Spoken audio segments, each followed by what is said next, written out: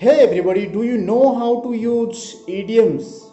And do you know how to use synonym words in sentences? Well, in this video, I'll be talking about how to use idioms and some synonym words as well. So friends, in this video, I'll be talking about some different ways or some stylish ways to speak English.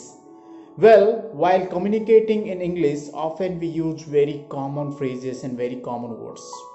I'm sure after watching this video you will get to know that how to use the phrases and words in a different ways.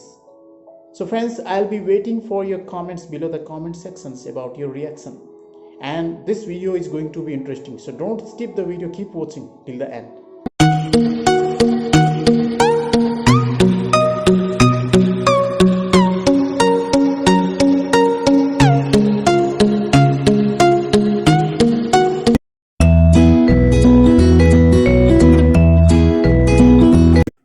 I am listening to you, इसका मतलब मैं आपको सुन रहा हूं।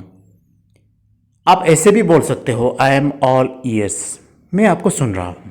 Let us take some example. Students in my class were all ears when I was telling them a story. जब मैं अपने स्टूडेंट्स को स्टोरी सुना रहा था, कहानी सुना रहा था, तो वो सब लोग मुझे सुन रहे थे। Students in my class were all ears. Next sentence, I am all ears, मैं आपको पूरा सुन रहा हूं because the debate is interesting, क्योंकि ये डिबेट बहुत ही इंटरेस्टिंग है। तो I am listening to you, ये इसके बदले में आप बोल सकते हो I am all ears. Next आपका है डोंट बी स्टूपिड। स्टूपिड का मतलब आपको पता है, जो बेवकूफ़ होते हैं हम जनरली बोलते हैं don't be stupid. Don't act like stupid, stupid की तरह बिहेव मत करो, डोंट बिहेव लाइक स्टूपिड।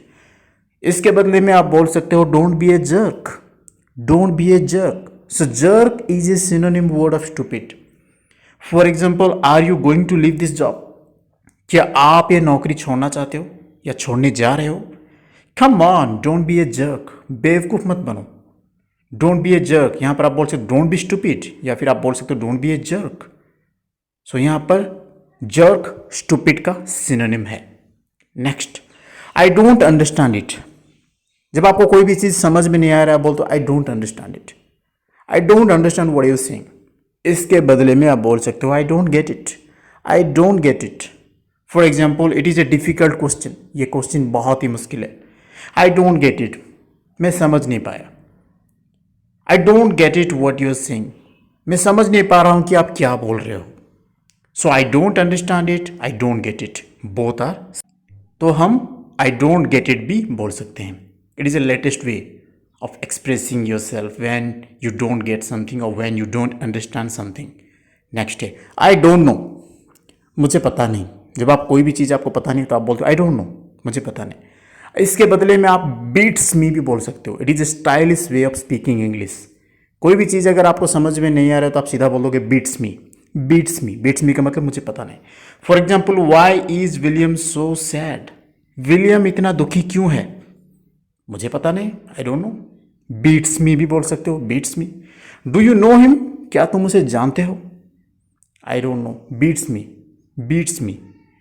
तो instead of saying I don't know, you can also say beats me, मतलब आपको ये चीज़ पता नहीं है। नेक्स्ट है आपका I am very hungry. You all know the meaning of hungry, आप सबको पता है कि हंग्री का मतलब जब आपको भूख लग रहा है या किसी इंसान को भूख लग रहा है। वहाँ पर आप ऐसे भी बोल सकते हो I am starving.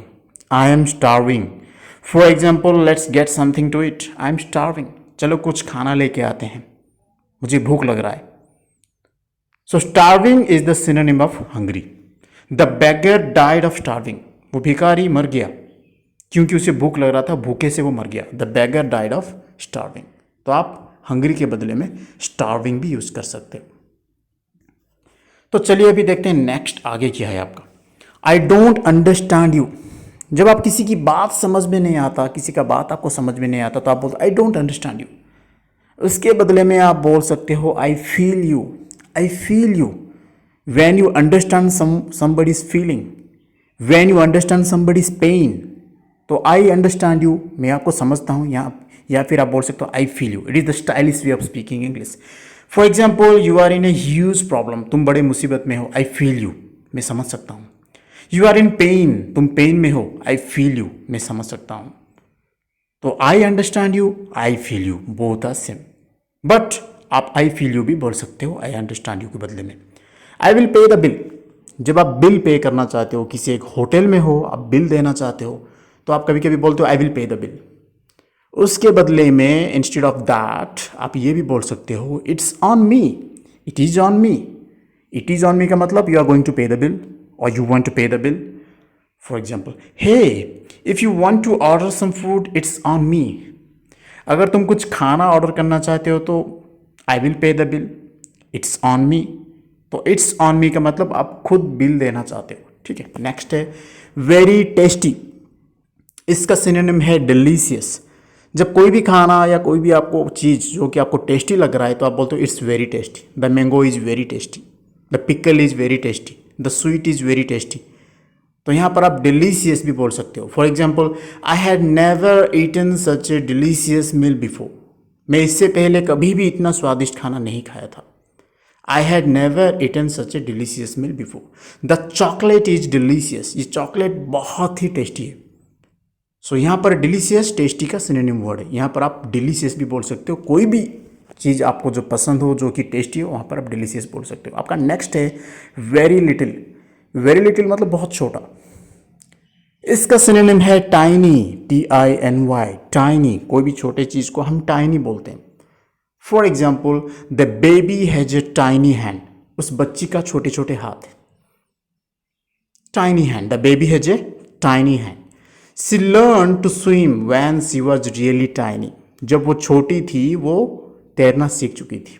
She learn to swim when she was really tiny. तो वेरी लिटिल को हम टाइनी बोल सकते हैं। Instead of using the word very little you can also use tiny in your sentences. आपका नेक्स्ट है very tired. Very tired, जब आप बहुत ही टायर्ड फील करते हो तो आप बोलते हो I am very tired, my father is very tired. यहाँ इसके बदले में आप एग्जॉस्टेड ये वर्ड भी यूज कर सकते हो। ये इसका सिनोनिम है exhausted. I am exhausted, I have no time to sleep और रेस्ट। मैं बहुत ही टायर्ड हो गया हूँ, मेरे पास टाइम नहीं है कि थोड़ा सोना चाहता हूँ या फिर थोड़ा रेस्ट लेना चाहता हूँ। I am so exhausted that I cannot walk now, मैं इतना टायर्ड हो गया हूँ कि मैं अभी चल भी नहीं सकता। सो instead of using the word very tired you can also use exhausted while making sentence. आपका नेक्स्ट है वेरी एंग्री। जब आप गुस्सा हो जाते हो तो आप बोलते हो very angry, I am very angry now. The teacher is very angry upon the students. इसके बदले में आप फ्यूरियस भी बोल सकते हो, furious. For example, the teacher was furious at his students. वो टीचर अपने स्टूडेंट्स के ऊपर गुस्सा हो गए थे। द एनिमी अटैक्ड फ्यूरियसली, शत्रु लोग आक्रमण कर रहे हैं, गुस्से से आक्रमण कर रहे हैं। तो वेरी एंग्री के बदले में हम फ्यूरियस वर्ड भी यूज कर सकते हैं। Okay, the enemy attacked furiously. आपका नेक्स्ट वर्ड क्या है देखते हैं, ठीक है। वेरी फनी, जब कोई भी चीज़ आपको मजाक के जैसा लग रहा है या फनी है, मजाक जैसा लग रहा है तो आप बोलते हो very funny. Very funny, he looks very funny, he is looking very funny.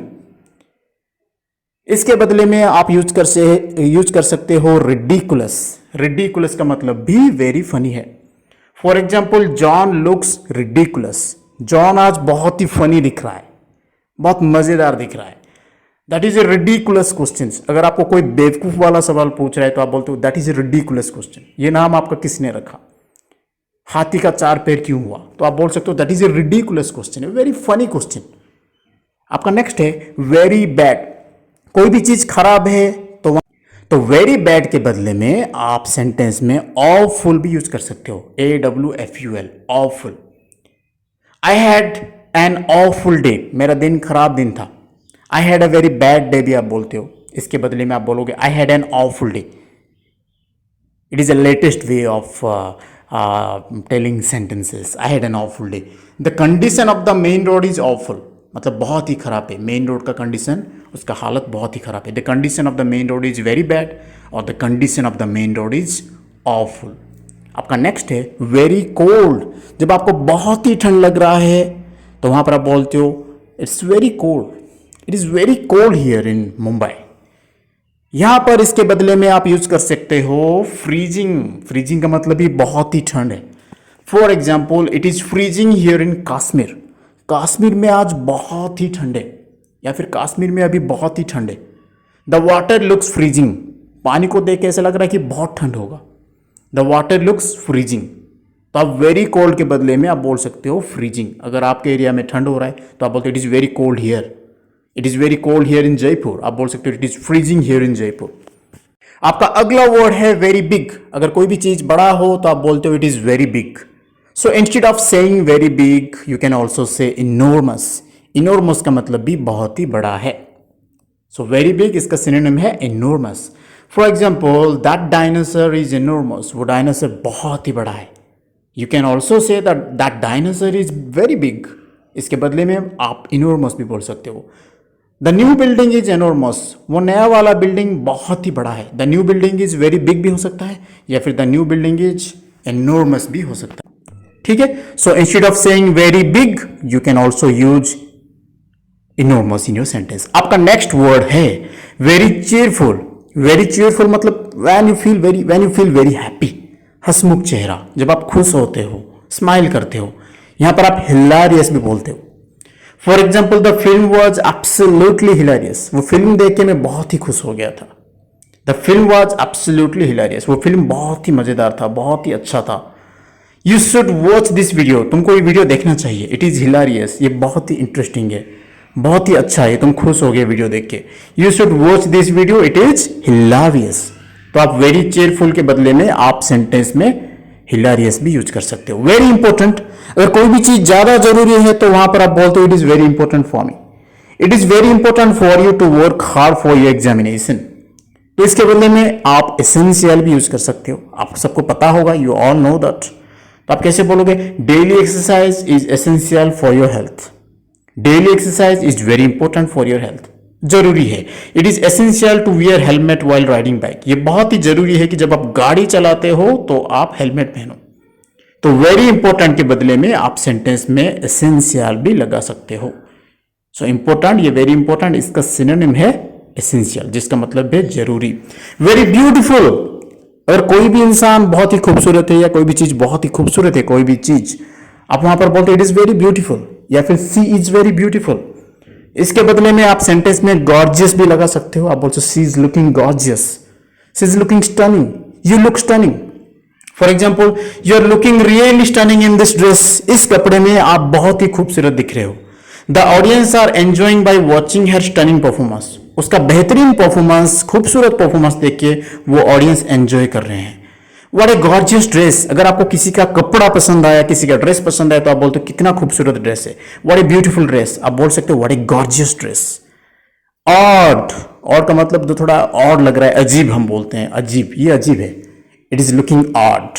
इसके बदले में इसका सिनोनिम है, हम बोल सकते हैं वियर्ड, WEIRD, वियर्ड, या फिर peculiar, peculiar. Okay, for example he says a lot of weird things, वो हमेशा अजीब अजीब बातें करता रहता है।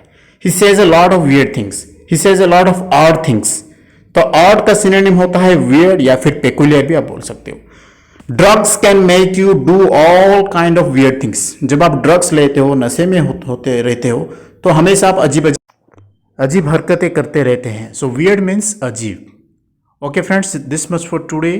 Thank you very much and you try to use these words while making conversation. Thanks for watching.